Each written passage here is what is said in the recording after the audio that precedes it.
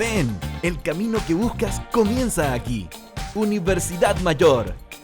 Somos una institución con 28 años de existencia, comprometida con la calidad y excelencia de la educación de nuestro país. Por eso nos sometimos voluntariamente al sistema de acreditación en Estados Unidos y hoy somos la primera universidad de América Latina reacreditada por la Middle States Commission on Higher Education. De igual forma, nuestra universidad ha sido reacreditada en Chile por la Comisión Nacional de Acreditación. Contamos con 3 facultades y 34 carreras en 9 campus en Santiago y 1 en Temuco. Ven a vivir la experiencia mayor. Tenemos todo lo que necesitas: conocimiento, tecnología, deporte, cultura y entretención. Todo lo que buscas para que disfrutes la carrera de tu vida. Universidad Mayor, para espíritus emprendedores.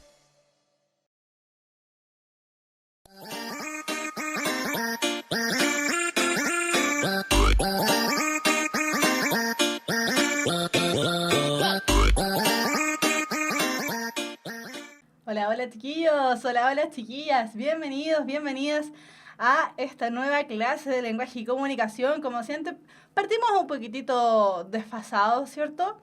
Pero poquitito, lo meditaba este día tan raro, ¿cierto? Que hace calor, que hace frío, que la gente anda loca, bueno. Chiquillos, comenzamos entonces esta clase. Nuevamente al parecer estamos sin chat, no lo veo, sinceramente no lo veo. Así que comenzamos esta clase. Recuerden, las preguntas las pueden hacer aquí abajito, ¿cierto? Las preguntas de la clase se ven al final, precisamente se ven al final de la clase para ir comentando, ¿cierto? Tal vez las dudas que les hayan quedado, dudas de la clase, dudas de la PSU, dudas de la PSU en general también, del lenguaje, etcétera, del proceso en general, ¿cierto? Comenzamos entonces, como decíamos, la clase del día de hoy. Y vamos a ver, ¿qué es lo que vamos a ver? Vamos a ver lo que vimos la clase anterior. Estamos revisando básicamente lo que son textos, estamos revisando su estructura, hemos ya revisado los textos literarios, revisamos el género narrativo, el género lírico, el género dramático, y la clase anterior vimos lo que era el discurso expositivo. Veamos, con respecto al discurso expositivo, dijimos que su objetivo era informar al receptor con respecto a temas de interés, entregando datos, ¿cierto?, o ideas que aclaren o expliquen diversas materias con el propósito de ampliar el conocimiento del receptor. En el fondo, el mismo nombre del texto expositivo o discurso expositivo lo explica, ¿cierto? ¿Qué es lo que hacemos en la exposición? Exponer, el nombre lo dice, ciertos elementos. ¿Qué es lo que tenemos que tener en cuenta dentro de estos elementos que vamos a dar a conocer? La naturaleza de la información, ¿cierto? ¿De qué vamos a hablar en el fondo? El tipo de receptor. Tenemos que tener en cuenta el receptor al que nosotros les estamos emitiendo el mensaje. Y ahí se da una relación de asimetría, como en este caso la persona que está emitiendo el discurso expositivo sabe más. Con el receptor se genera una relación de desigualdad, de asimetría, de esta forma. El receptor sabe más y está aquí arriba, el emisor sabe más y está aquí arriba, y el receptor sabe menos y está acá abajo. En relación al menos a los grados de conocimiento, saben menos. Por lo tanto, se genera una relación de asimetría. El mismo concepto que tal vez han revisado en matemáticas también se repite acá en lenguaje y comunicación. Y por último, el último elemento que tenemos que tomar en cuenta o tener en cuenta es la objetividad de la información que estamos entregando. Cuando nosotros elaboramos discursos expositivos tenemos que ser muy cautos, muy precisos con la información que estamos dando. Esta información tiene que ser verdadera, tiene que ser fácilmente comprobable, etc. Y por ende, el discurso expositivo en su mayoría presenta objetividad. Ahora bien, también vimos que hay algunos formas básicas del discurso expositivo que presentan cierta subjetividad en su entrega, pero no por eso dejan de ser objetivos, siguen siéndolo, pero de manera en que se mezcla ahí un poquitito, ¿cierto? Hay unas pequeñas gotitas de subjetividad, pero lo que prima finalmente es la objetividad. Importante, no se nos puede dejar pasar. La subjetividad es más propia del texto literario, ya del género narrativo, del género lírico, del género dramático. La objetividad va a estar más presente aún en los textos no literarios, como lo que estuvimos viendo en la clase anterior, que era el discurso expositivo. Recientemente Recientemente nombré lo que dijimos de las formas básicas del discurso expositivo. Esas formas básicas eran 5. La primera, la definición, donde nosotros presentábamos rasgos esenciales de las seres y cosas vivos, de las cosas y los seres vivos, ahí sí. Y esta definición nosotros podemos responderla o saber qué es una definición identificando la pregunta ¿qué es? Generalmente la definición es, por ejemplo, lo que encontramos dentro del diccionario. Ahí nosotros encontramos muchas definiciones porque cada vez que buscamos una palabra decimos, ya, ¿qué es una mesa? Y buscamos y vamos al diccionario y encontramos lo que es una mesa. Después, la descripción indica elementos distintivos que permiten identificar un objeto o un ser vivo específico. Y aquí ya no respondemos a la pregunta ¿qué es?, sino a ¿cómo es? Tal vez esta mesa es de madera, tal vez solamente tiene un pedestal, etcétera, etcétera. La caracterización, y aquí ya en la caracterización nos aparece un poquito de subjetividad, porque nosotros entregamos información sobre rasgos de personas o figuras personificadas. Aquí yo respondo a la pregunta ¿cómo lo veo yo? Y en el momento, o ¿cómo me parece a mí que es? Y en el momento en que yo reviso esos elementos, me doy cuenta que le estoy dando ciertos toques de subjetividad debido a que estoy dando mi impresión con respecto a eso. La penúltima forma básica del del discurso expositivo es la narración. En la narración nosotros narramos o relatamos, ¿cierto?, hechos o situaciones que suceden en una secuencia, es decir, algo lineal. Y ahí aparecen nuestros conectores, ¿cierto?, que nos indican el ordenamiento del discurso. Y respondemos a la pregunta ¿cómo sucede? O ¿cómo sucedió? O ¿qué pasó? Que en el fondo son sinónimos, ¿cierto? Y por último, el comentario, que es el que tiene el mayor grado de subjetividad, pero no por eso deja de ser objetivo, donde nosotros encontramos explicaciones, opiniones, comentarios o referencias explícitas a los puntos de vista del emisor. Y en ese caso nosotros vamos a responder la pregunta ¿qué opina? ¿Qué cree usted? ¿Qué opina usted? Etcétera. Y con eso entonces dábamos por terminada la parte de el discurso expositivo. ¿Por qué dijimos que estamos revisando esto? Ya lo hemos dicho varias veces, lo vamos a volver a repetir, chiquillos, porque nunca está de más, ¿cierto? Sobre todo para los que se vienen recién integrando a nuestras clases.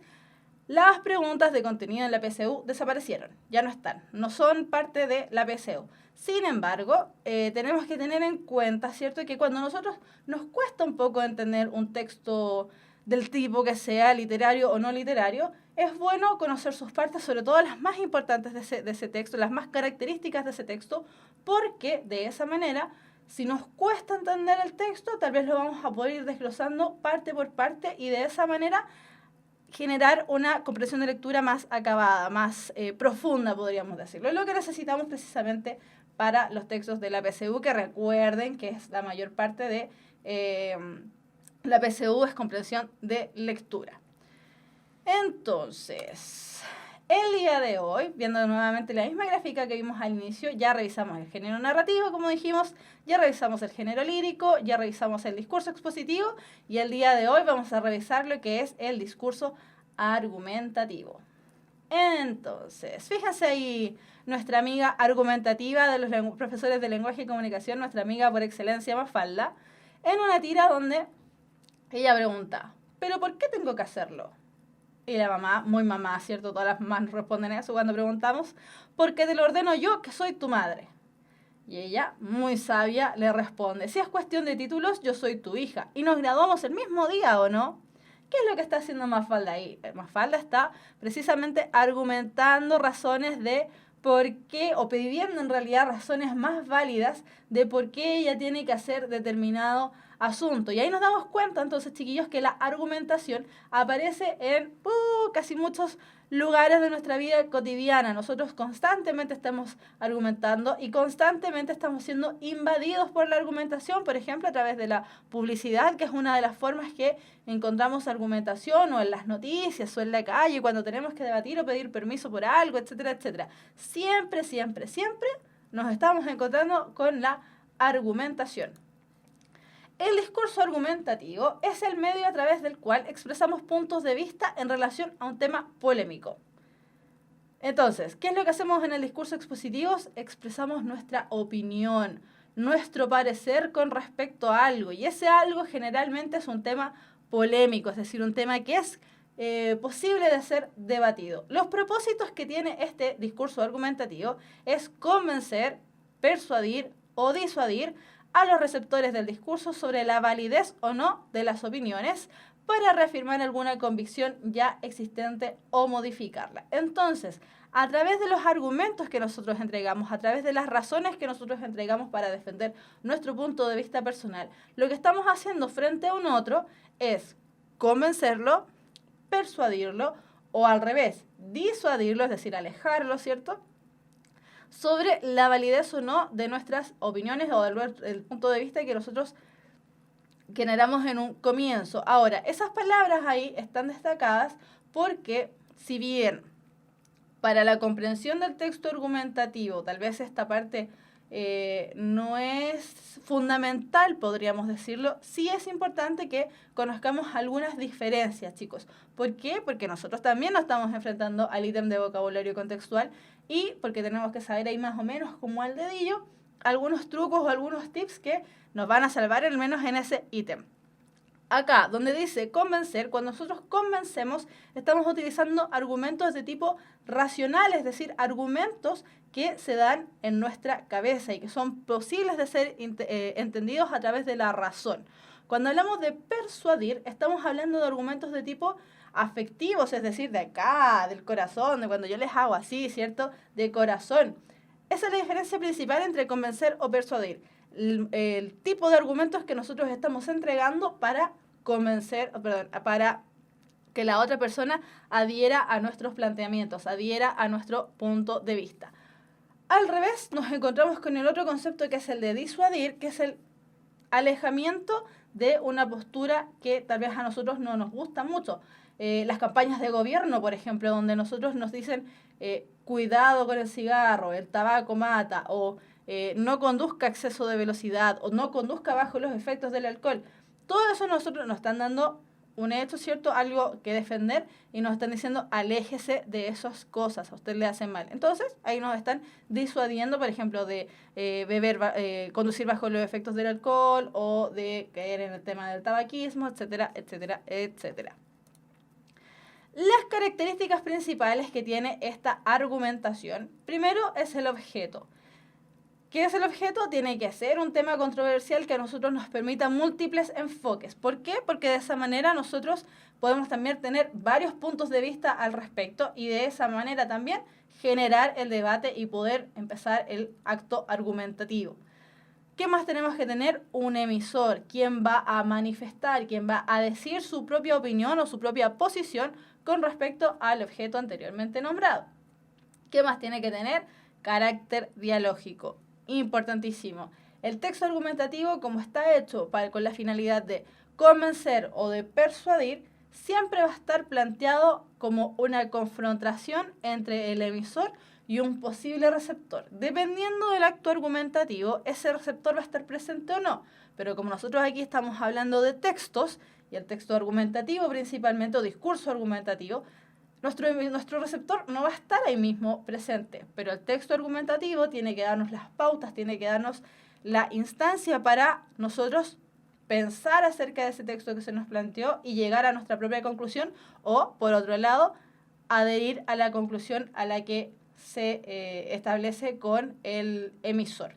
Y finalmente, valga la redundancia, tenemos la finalidad, que es la que dijimos con anterioridad sobre convencer o persuadir. Chiquillos, hasta el momento no me está llegando ninguna pregunta, así que yo entenderé, no me había dado cuenta que no sabía, yo entenderé que hasta el momento vamos bien, que hasta el momento no hay ninguna pregunta con respecto a lo que estamos viendo. Después tenemos la estructura del discurso argumentativo. Los que a lo mejor vieron esto en el colegio, ¿cierto? Van a decir, no, pero están faltando algunas cosas. ¿Dónde está la base? ¿Dónde está la garantía? ¿Dónde está el respaldo? Etcétera, etcétera. Pero, ¿cierto? Nosotros dijimos que aquí estamos revisando elementos fundamentales del discurso argumentativo. Entonces, todos esos elementos que a lo mejor ustedes están encontrando que faltan, como la base, la garantía y el respaldo, lo vamos a englobar solamente en uno. Sí o sí tenemos que tener una tesis. Y la tesis es la idea central de nuestra argumentación. Es la idea que nosotros estamos defendiendo y defendiendo a morir, porque la argumentación es un acto para que nosotros nos defendamos 100%. ¿Cómo defendemos nuestra tesis, nuestra opinión? A través de datos que respaldan lo que planteamos en la tesis. Es decir, dando argumentos, dando razones de por qué nosotros tenemos la razón. Y ahí es donde aparece este elemento, ¿cierto?, que nosotros dijimos de base, garantía y respaldo, que tal vez ustedes se acuerdan más o menos, ¿cierto? Más o menos. Aquí siempre tenemos que ponerlo en duda, ¿cierto?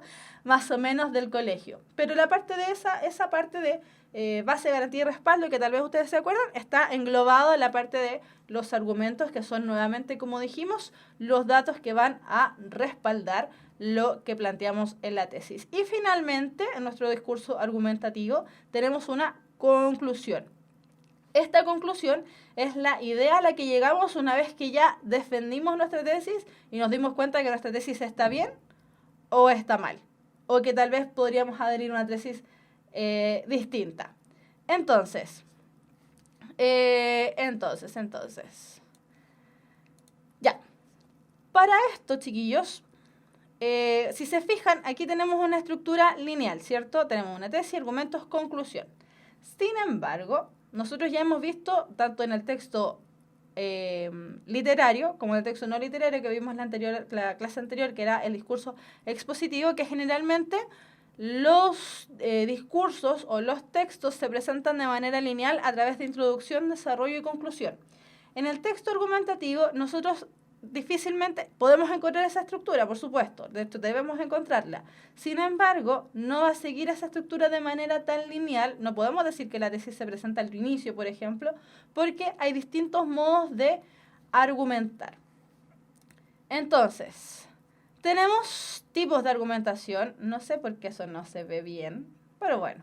Tenemos tipos de argumentación. Por un lado, tenemos la argumentación secuencial, ¿ya? Es decir, que sigue una secuencia, y esa argumentación secuencial puede ser deductiva o inductiva. Y por otro lado, y separado, tenemos la argumentación dialéctica. Vamos a ver cada uno de ellos. Esto es importante, importantísimo, ¿ya? No porque sea importante solamente para el discurso argumentativo, no porque sea más importante que las otras cosas. Es importante porque estas secuencias, recuerden, también las vimos cuando revisamos el ítem de ordenamiento de enunciados, ya, de orden de enunciados. Por lo tanto, de aquí estamos un poco repasando esa materia, esos contenidos que vimos con anterioridad. Entonces, la argumentación secuencial, como les dije recién, consiste en respaldar un punto de vista, es decir, nuestra tesis, por medio de la acumulación de argumentos pertinentes, ¿ya? Es decir, la argumentación secuencial va a ser, como lo dice la palabra, una secuencia, una linealidad, por eso la flechita acá. Y puede ser apreciada de dos maneras. Primero, puede ser la argumentación deductiva, donde nosotros vemos primero una tesis, después los argumentos que apoyan esa tesis y después la conclusión. O podemos encontrar una argumentación inductiva, donde los argumentos están antes que la tesis, después está nuevamente la tesis y finalmente la conclusión. Recuerden que la conclusión siempre más o menos engloba todo lo que dijimos con anterioridad, o en este caso es la idea a la que llegamos una vez que ya defendimos una opinión. Veamos un ejemplo de argumentación secuencial deductiva. Dijimos que la argumentación secuencial deductiva se compone de tesis, argumentos y conclusión. Es lineal, tenemos esos tres elementos ordenaditos. La tesis, usted debe cambiar su automóvil. Los argumentos para eso, es decir, para defender la opinión de que nosotros tenemos que cambiar el automóvil, porque tal vez ese automóvil emite una gran cantidad de partículas contaminantes. 2. Al contaminar más, usted está exponiendo a la población a aspirar más sustancias tóxicas, además de sobrepasar el límite permitido por la ley, por lo que el cambio de auto es la única solución. Y 3. El Ministerio de Salud y de Transporte son claros al respecto de los límites de acción contaminante por el automóvil o por un automóvil. Aquí en conclusión llegamos después de que nos dieron toda esa cantidad de argumentos, que cambiar el automóvil nos va a beneficiar tanto a nosotros como seres humanos y a nosotros como personas que utilizan el automóvil, y al medio ambiente. Entonces, dijimos, la argumentación secuencial deductiva sigue el orden de tesis, argumentos y conclusión. Es decir, nos llevan casi que de la manito para la conclusión. Teníamos otro tipo de argumentación que era la inductiva, la argumentación secuencial inductiva. Y acá nosotros primero teníamos los argumentos, luego la tesis y finalmente la conclusión. Argumentos, tenemos 3 argumentos nuevamente. El calor provoca sed insaciable. ¿Qué harás al respecto? 2. Miles de personas ya están tomando la bebida 0.000. 3. Testimonio de la vida real. Desde que descubrí 0.000, mi vida está a 1.000. Tesis, es decir, que en el fondo, ¿qué estoy defendiendo? Por eso bebe 0.000, mucho sabor, 0 calorías. ¿A qué conclusión llego con todo eso? Que 0.000 es la mejor bebida, ¿cierto? En términos, la escribí mal después, que 0.000 es la mejor en términos de sabor y calorías. Entonces, aquí, si se fijan, primero nos presentaron todos los argumentos. De esa manera nos condujeron, ¿cierto?, a elaborar una tesis, que en el fondo tenemos que tomar esta bebida 0.000 porque tiene mucho sabor y 0 calorías, que en el fondo es lo que todos queremos, ¿cierto? 0 calorías para no que la guatita no suba, ¿cierto? Y después, la conclusión, 0.000 es mejor que todas las otras del mercado porque esta tiene más sabor y no tiene calorías. Hasta el momento, chiquillos, ¿se va entendiendo? Vamos a esperar aquí en el chat abajito porque el otro chat no sé qué pasa, pero no está.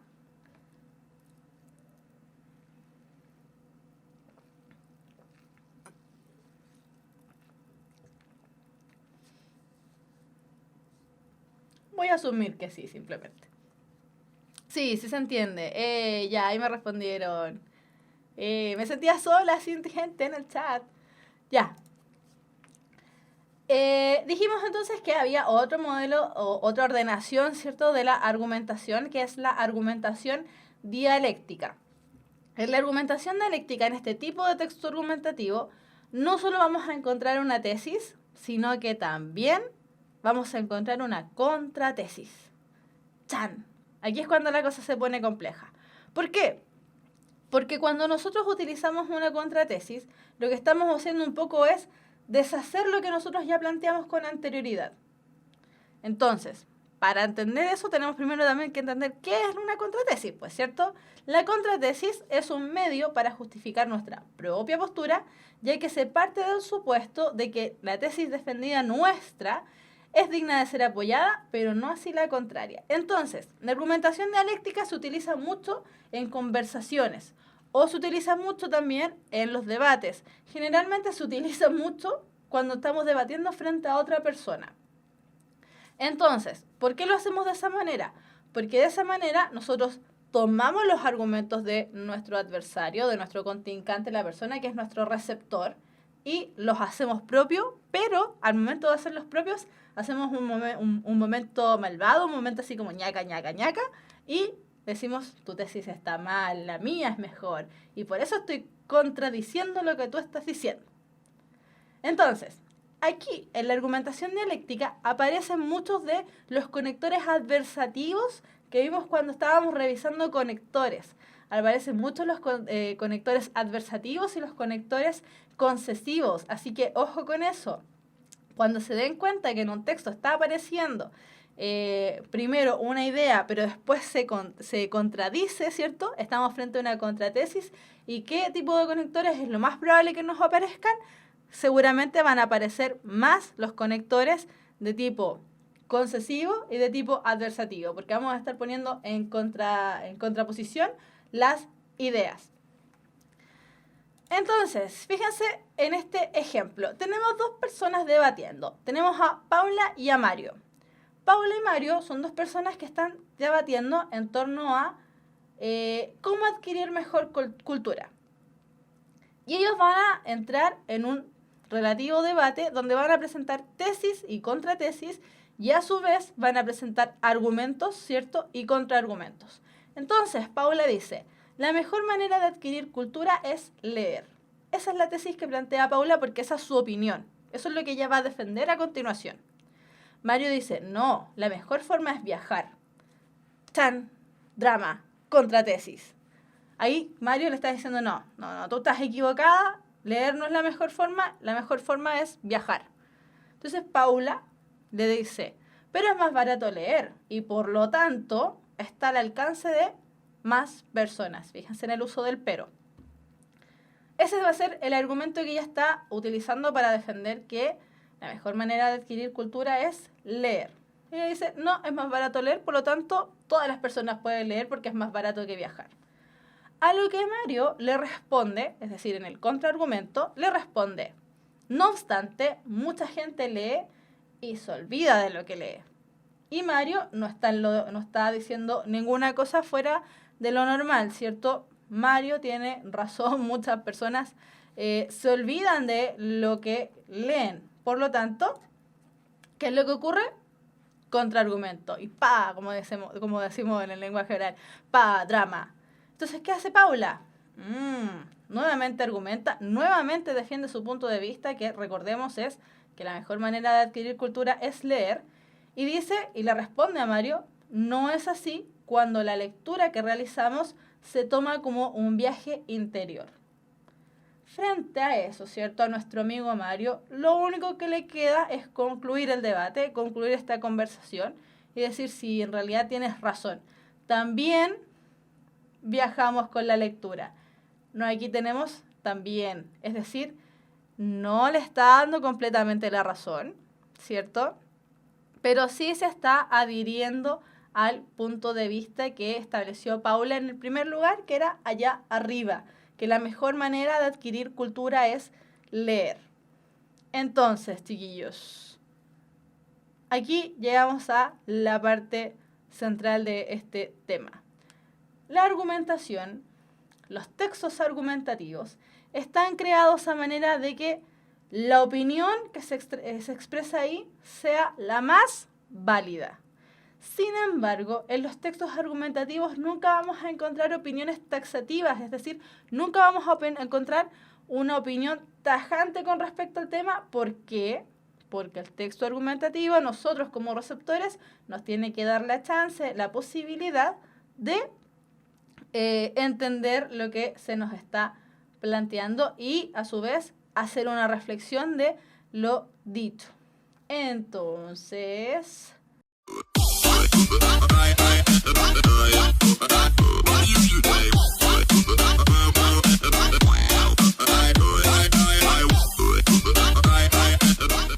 ven, el camino que buscas comienza aquí. Universidad Mayor.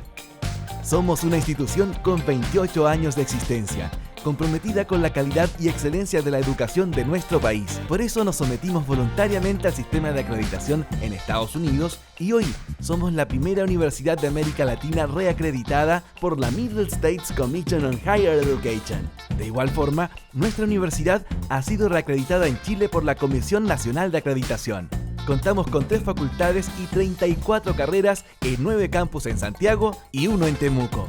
Ven a vivir la experiencia mayor. Tenemos todo lo que necesitas: conocimiento, tecnología, deporte, cultura y entretención.